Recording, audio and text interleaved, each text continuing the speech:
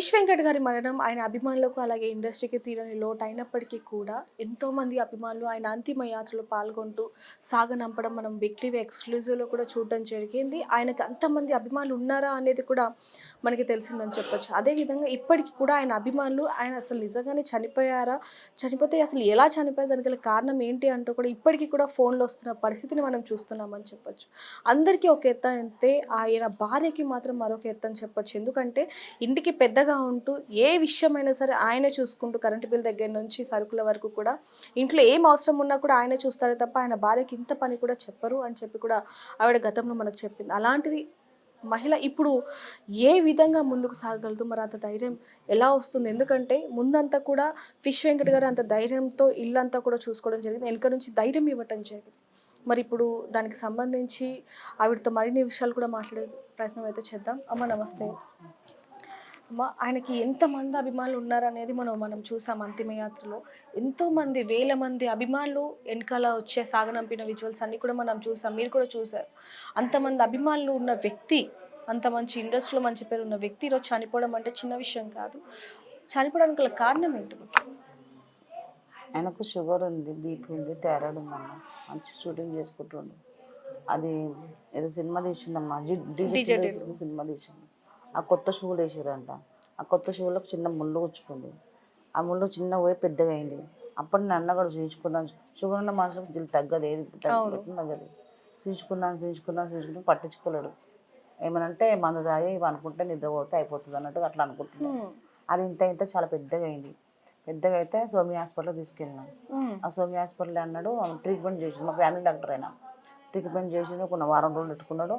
ఆయన అన్నాడు, అన్న నీకు డయాలసిస్ వచ్చే సూచనలు కనిపిస్తున్నాయి అన్న, జర మందు బంద్ చేయి, నీక్స్ బంద్ చేయి, అన్ని బంద్ చేయన్న, మంచి కూరగాయలతో పప్పుతో తిను అని చెప్పిండు. చెప్పినాక కొంచెం భయపడి ఒక 3-4 నెలలు తినలేడు. భయపడి 3-4 నెలలు తినలేడు. ఉంటారు కదా ఫ్రెండ్స్, ఉంటారు కదా కొంతమంది. ఆ ఫ్రెండ్స్ అక్కడెక్కడ తీసుకుపోతుండే, మంచి మటన్ చికెన్ అవి ఇవి తినిపించి తాపించి పంపిస్తుంది. మనం ఏమి ఇంటికి వచ్చినా గొడవ చేస్తుంటాం, ఎందుకు తిన్నావు, ఎందుకు చేసినావు, నీకేమైనా తలొచ్చి కూర్చుంటారా చూస్తారా అది అవును అంటుంటే మళ్ళీ బంద్ చేస్తుండే, మళ్ళీ బయట పోయి మళ్ళీ అట్లా చేస్తుంది. ఇట్లా రొటీన్ లాస్ట్ కిడ్నీల కాడికి వచ్చేసింది ప్రాబ్లం.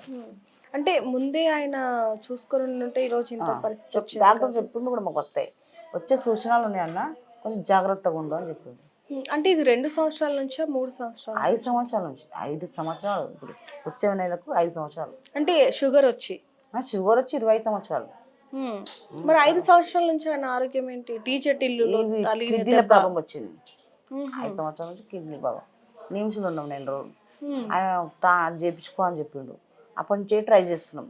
మార్పిడి చాలా ట్రై చేస్తున్నాం. అంటే కిడ్నీ మార్పిడి ఎవరికైనా ఉంటే ఫస్ట్ కుటుంబంలో చూస్తారు కదా, మరి మీ కుటుంబంలో ఎవరిదైనా మ్యాచ్ అవ్వటం కానీ ఇవేమైనా జరిగాయా? అప్పటి నుంచే ట్రై చేస్తాం అన్నాడు ఆయన డాక్టర్. ఇస్తే మీ పిల్లలది, మీ భార్యది, మీ అమ్మది, మీ తమ్ముళ్ళది, ఇంట్లో వారికి ఇవ్వాలి, రక్త ఇవ్వద్దు. మళ్ళీ అందులో ఓ పాజిటివ్ ఉండాలి, ఆయన ఓ పాజిటివ్ ఉండాలంటే వాళ్ళ అమ్మది ఒక్కదాన్ని కలుస్తుందని చెప్పారు. ఇక వాళ్ళ అమ్మ కొంచెం ఏజ్ పర్సెంట్ కదా, ఎందుకని చెప్పి తీసుకోలేదు. ఇక అప్పటి నుంచి ట్రై చేస్తున్నాడు. మేము కూడా ట్రై చేస్తున్నాం. ఎవరు చూసినా 1 కోటి రూపాయలు, 50 లక్షలు, 60 లక్షలు, ఇట్లా 60 లక్షలు 70 లక్షలు ఉంటే మిమ్మల్ని ఎందుకు కడతాం మేము? అంటే ఎప్పటి నుంచి 5 సంవత్సరాల నుంచి అవుతుంది. కానీ అప్పటి నుంచి సినిమాలకు కూడా దూరంగా దూరంగా. అప్పుడు నిమ్స్ పోయినప్పుడు షూటింగ్లు ఫోన్లు వస్తున్నాయి రమ్మని, కానీ పోయలేని పరిస్థితులు ఉన్నాడు. అంటే ఇప్పుడు మీరు అన్నారు మీ మాటల్లోనే 50 లక్షలు అవుతాయి, 70 లక్షలు అవుతాయి, 60 అన్నారు. అయితే సోను సూద్ గారితో కూడా మనం రీసెంట్ గా మాట్లాడినప్పుడు ఆయన చెప్పారు నాతో, అంటే ఎంత డబ్బు అయినా సరే నేను పెట్టుకుంటాను, కాకపోతే కిడ్నీ ఇచ్చే వాళ్ళు దాతలు దొరకలేదు అని చెప్పారు. అది ఈ మధ్య అంత మేము ఎవరు చెప్పలేం కదా. ఓకే అంతకుముందు మేము ఎవరు చెప్పలేము. ఇక మళ్ళీ మేమే చూయించుకున్నాం. మా బంగారము, పైసలు, ఇంకో ఇక ఇంటి పెట్టింది 15 లక్షలు, అన్నీ అయిపోయినాయి. మా దగ్గర ఏం లేవు పైసలు. పోయిన సంవత్సరం అందరు ఏ పైసలు, బంగారం లేదు, ఏం లేదు. ఉన్నాయి 2 కార్లు. అప్పటికి నేను అన్న కూడా మా కొడుకు డాడీ కంటే ఎక్కువ 2 కార్లు అమ్మేసి ఎవడో గిరిగన్న పెట్టి తీసుకుపోదాం వీర హాస్పిటల్కి అని చెప్పినాం. చెప్తే వద్దు కార్లు ఎందుకు నావి అని అన్నాడు. నీకే చూపిస్తాను వెంకట్ గారు అవును అన్నాడు. వద్దు ఉండండి, ఇట్లనే ఉండండి, మంచిగా ఉంటాను నేను అన్నాడు. అట్లా వెళ్తూ బాగా అదైపోతున్నాడు, డౌన్ అయిపోతూనే ఉన్నది. మళ్ళీ ఇక మాకు అర్థమవుతలేదు, ఇదంతా ఇట్లా ఇన్ఫెక్షన్ అయ్యి ఇట్లా సీమ్ గారి ఇట్లా బాగా వాసన అనేది వస్తుంది వస్తుంది. ఇంటిలో ఏం చేయాలా, ఎవరిని అడగాలి, సొమ్ముళ్ళవు, ఇది గిరి పెడతామా అమ్ముదామా, అసలు మాకు ఏం అర్థమవుతలేదు. అంటే ఆ కాలుకి ట్రీట్మెంట్ జరిగిందా అప్పటి వరకు, లేకపోతే జరగలేదు? అప్పుడే మా పాప ఏం చేసింది, ఇక దోలాడింది యాంకర్ అన్నది, ఏం పేరు రోజన్ అన్నది నెంబర్ తీసుకుంది. అన్న మా అన్నది డాడీ ఇట్లా పరిస్థితుంది అన్న, ఒక్కసారి రా అన్న ఇంటికి అని అన్నని పాపం అడగంగానే వచ్చిండు మాట్లాడి ఇంటర్వ్యూ చేసిండు. ఇక ఏమంటే ఆయన ఆడ పెట్టిండు ఫోన్లో, ఇక వెంటనే ఫోన్లో పైసలు వేస్తూనే ఉన్నారు, ఆయనకు వేస్తూనే ఉన్నారు. మళ్ళీ అప్పుడే శ్రీనివాస్ యాదవ్ వాళ్ళ అల్లుడు ఆయన చూసి ఆయన కారు ఇంటికి పంపించి ఆయన తీసుకొని హాస్పిటల్కి పోయింది. కానీ ₹1 తీసుకోవాలమ్మా, ఇది ఎప్పుడు జరిగిందమ్మా? ఇది సంవత్సరం కింద. ఇక అసలు ఒక్క రోజులో లేచి సర్జరీ చేసి పోగానే ఒక్క రోజులో లేచి నడుస్తుంది మంచిగా. మరి ఆ తర్వాత మళ్ళీ ఎప్పటి నుంచి ఆరోగ్యం? నెల రోజులు ఉన్నాం.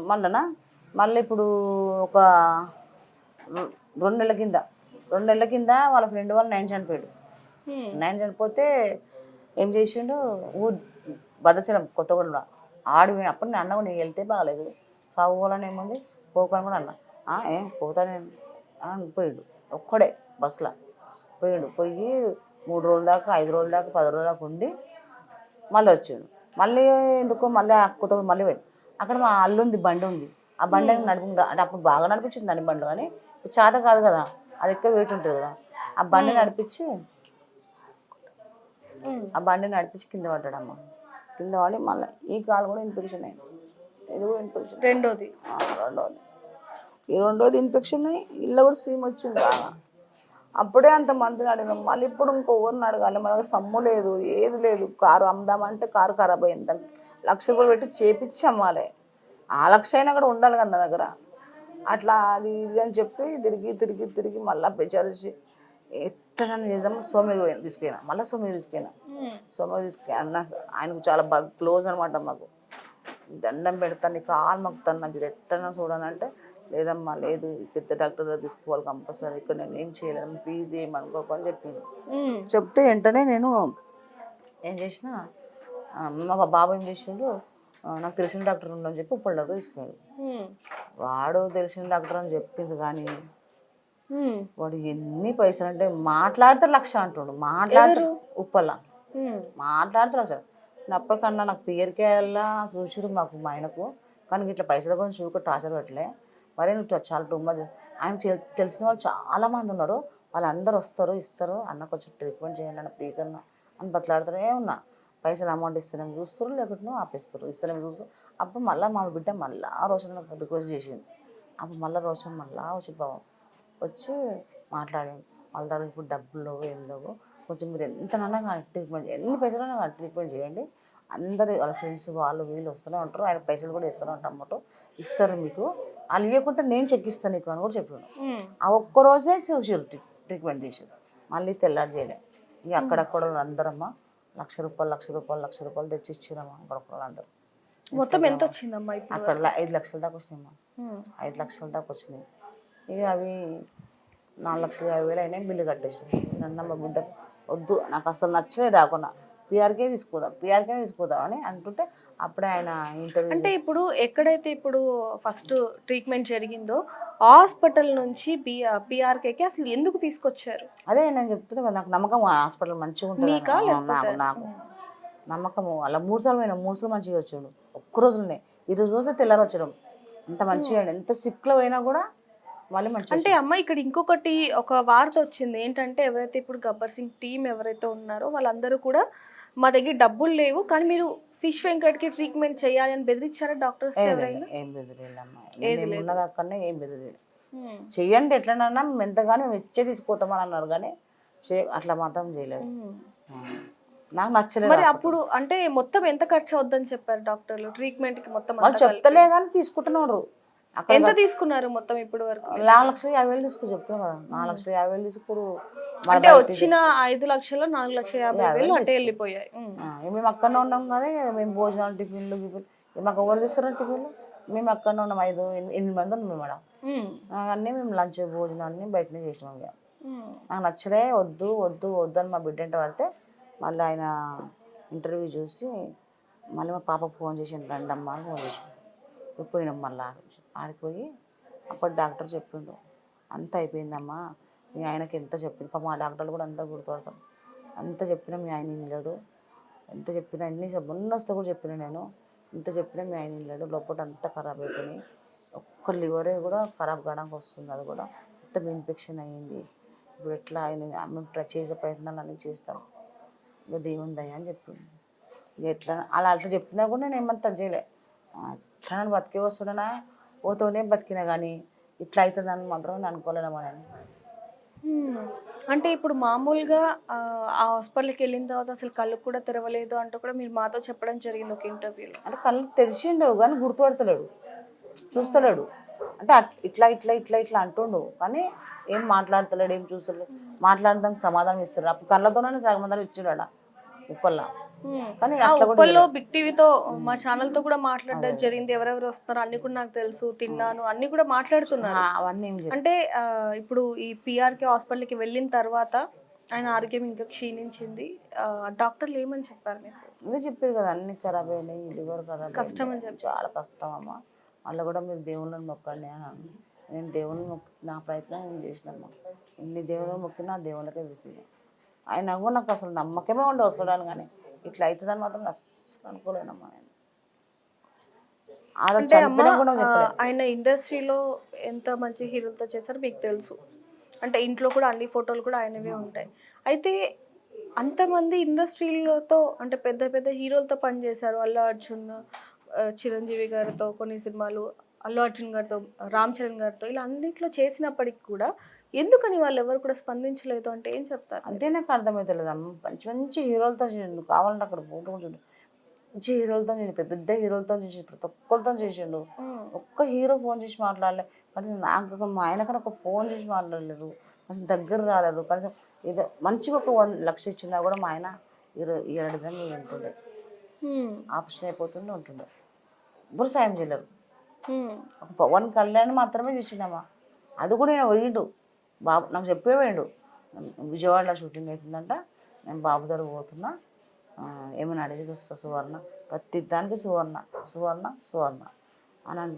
సరే అని పోయినాం, కార్లో పోయి మాట్లాడిండంట, దగ్గర పిలిచిండంట, ఎవరిని ఇస్తానని అడిగిండట కిడ్నీ, ఇప్పటిదాకా ఇంకా ఎవరిని అడగలేదు సార్ అంటే, అడుగు ఎవరిని ఇస్తే నీకు నేను ఆప్షన్ చేపిస్తా, అప్పటిదాకా ఖర్చులు మందు ఖర్చులు పెట్టుకొని 2,00,000 ఇచ్చి పంపించి. ఆ తర్వాత విశ్వక్సేన్ గారు కూడా 2,00,000 ఇవ్వడం జరిగింది హాస్పిటల్లో ఉన్నప్పుడు. అయితే అమ్మ ఇంకొంతమంది ఏం చెప్తున్నారంటే త్రివిక్రమ్ గారి పిఏ కూడా నిన్న మాట్లాడడం జరిగింది ఆయనతో కూడా ఏం చెప్తున్నారంటే నేను హాస్పిటల్ బిల్లు కూడా నేను కట్టాను అన్నట్టు ఆయన చెప్పడం జరిగింది. నాకైతే ఫోన్లో అదే అర్థమైంది. నిజంగానే కట్టారా లేకపోతే అంటే చాలా వరకు ఫేక్ కాల్స్ వస్తున్నాయని మీ అమ్మాయి చెప్పింది నాకు. ఈ రోజు కూడా 1 గంట ముందు ఫోన్ చేసి పవన్ కళ్యాణ్ గారు ఇందాక 1 గంట ముందు కూడా ప్రభాస్ పిఎన్ మాట్లాడుతున్నాను, మొత్తం ఖర్చు కూడా నేను చూసుకుంటాను ఇప్పటి నుంచి అంటూ కూడా ఫేక్ కాల్ వచ్చింది అంటూ కూడా ఫిష్ వెంకట్ గారి కూతురు మనకు ఫోన్ చేయడం జరిగింది. మరి ఎందుకని ఇలా అంటే ఆయన బతికి ఉన్నప్పుడు అలాగే చేశారు, ఇప్పుడు చనిపోయాక కూడా ఇలాంటివి చేస్తూ ఉంటే అంటే మీకు సాయం చేసే వాళ్ళు కూడా ఎవరు చెయ్యరు కదా, మరి దీనికి సంబంధించి మీరు ఏమంటే? నాకు అర్థమవుతలేదు అమ్మా, అంత ఫేక్ కాల్ ఎందుకు ఇస్తారు అసలు ఆయన మీద, అసలు ఫేక్ కాల్ ఎందుకు ఇస్తున్నారు అసలు అర్థమవుతలేదు అసలు.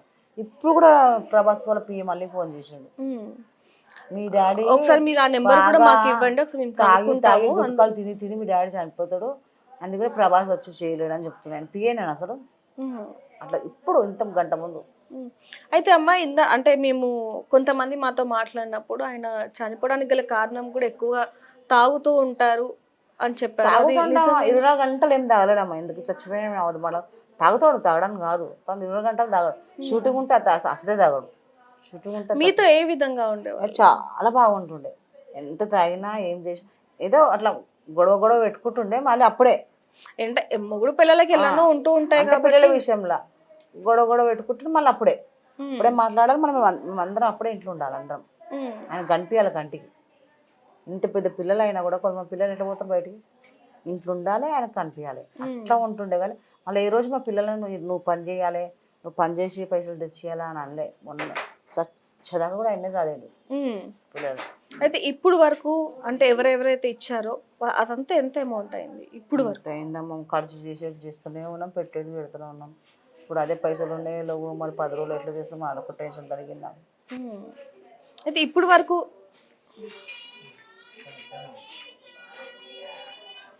ఇప్పుడు వరకు ఆస్తి ఉందమ్మా, ఎందుకంటే కొద్ది రోజుల ముందు మనకు కొంతమంది చెప్పారు అసలు ఆస్తి కూడా ఏం సంపాదించలేదని చెప్పారు. అసలు ఏం సంపాదించారు ఏం ఇండస్ట్రీలోకి వెళ్ళాక? లేదమ్మా. ఆయన సినిమాల్లో పోయేటప్పుడు సంపాదించింది ఆయన ఏంటంటే మా బిడ్డ పెళ్లి చేసిండు, ముస్తాబాద్లో ఒక ఇల్లు కొన్నాడమ్మా, సింగిల్ బెడ్రూమ్. ఆయన షూటింగ్లో సంపాదించిన ఆస్తి అంటే ఇవి రెండే. ఇప్పుడు ఆ ఇంట్లో ఉండేవాళ్ళు. మేము మరి ఈ ఇల్లు? ఈ ఇల్లు ఆయన ఇక్కడ అలా మా మర్దం చేసిండు. ఆయన ఆశ కదా కట్టాలని, మనకు 2 నెలలు 3 నెలలు ఉన్నాడు కూడా ఇక్కడ ఇట్లనే ఉన్నాడు కదా, ఆయన ఆశ కదా ఇడికి తెద్దామని ఇది తెచ్చారు. మేము ఉండేది అక్కడనే, మేము అక్కడ ముషీరాబాద్ లో అక్కడనే ఉండేది. మరి అంటే కార్యం మొత్తం కూడా ఎప్పుడైతే చనిపోయారో అప్పటి నుంచి ఇప్పటి వరకు కార్యం మొత్తం ఇక్కడే జరుగుతుంది. గల కారణం ఏంటంటారు? అదే ఆయన ఒక్కనే, ఆయనకు ఆశ కదా కట్టాలి కట్టాలి కట్టాలి, ఆయన ఇష్టమైన ఇల్లు కదా ఈయన చేద్దామని తెచ్చారు. అసలు నాకు ఇష్టం లేకుండా ఇక్కడ దేవాలని అక్కడే తీసుకోవాలని. సోను సూద్ గారు పిఏ ఫోన్ చేసినప్పుడు ఏమని మాట్లాడారు మీతో? మాట్లాడినా ఎట్లైనా వస్తా కలుస్తా ఇస్తా, 1 లక్ష రూపాయలు పంపిస్తున్నా అని చెప్పింది. మంచు మనోజ్ కూడా ఫోన్ చేయడం జరిగింది, మాట్లాడారు. ఈ కార్యక్రమం అయిపోయాక వస్తాను, లేకపోతే మమ్మల్ని రమ్మంటున్నాను, చెప్తా అన్న టైం చెప్తా అన్నాను. ఇప్పుడు వరకు ఎవరు స్పందించలేదు, ఎవరు ఫోన్ కూడా చేయలేదు. అంటే ఆ రోజు అంటే కార్యం కాబట్టి చాలా మంది వస్తూ ఉంటారు కాబట్టి ఒకవేళ వాళ్ళు వస్తే మళ్ళీ ఏమైనా ఇబ్బంది అవుతుందేమో అని చెప్పి రాకపోవచ్చు, కానీ ఫోన్ చేయడం కానీ ఇవేమైనా చేశారా? అయితే ఇంకోటమ్మా, 2 రోజుల నుంచి ఒకటి వస్తుంది ఏంటంటే మోహన్ బాబు గారు మీ ఇంటికి రావడం జరిగింది అంటూ కూడా కొన్ని వార్తలు వస్తున్నాయి. వచ్చారా మోహన్ బాబు గారు? నిజంగా ఎవరు రాలేదమ్మా, మీరు చూసి కదమ్మా. ఆ రోజు చావు రోజు కూడా బాలకృష్ణ వచ్చిండు, ఇంకెవరో హీరోలు, రవితేజ గారు వచ్చారంటూ కూడా అంటున్నారు. నిజంగానే వచ్చారా? చనిపోయిండు, ఏడొచ్చిండమ్మా, వాళ్ళ నాన్న చనిపోయిందంట అక్కడ. అవును. చిరంజీవి వాళ్ళకి కూడా మేము ఎందుకు ఎక్కువ ఫోర్స్ చేయలేమంటే వాళ్ళ అమ్మగారికి ఆరోగ్యం బాగాలేదు, వాళ్ళకి ఫోన్లు చేస్తే బాగుండదు అని చెప్పి మేము చెప్పిరేమమ్మా. వాళ్ళు కూడా కొంచెం టెన్షన్ ఉంటుంది కదా, అట్లా అని చెప్పి కూడా నేను ఎక్కువ అది చేయలేను. లేకపోతే వాళ్ళంటే వాళ్ళతో అడుగు అడుగు అడుగు. ఇప్పుడు మీరు ఏం కోరుకుంటున్నారు? అంటే ఇప్పుడు పెద్ద దిక్కు పోయిందని చెప్పొచ్చు, అంటే సినిమాలో మంచి పేరు తెచ్చుకున్నారు, అభిమానులు కూడా కొంచెం మంచి అంటే కొంచెం కోపంగా ఉన్నప్పటికీ కూడా అందరితో బాగుండే వాళ్ళు అంటూ కూడా చెప్తున్నారు.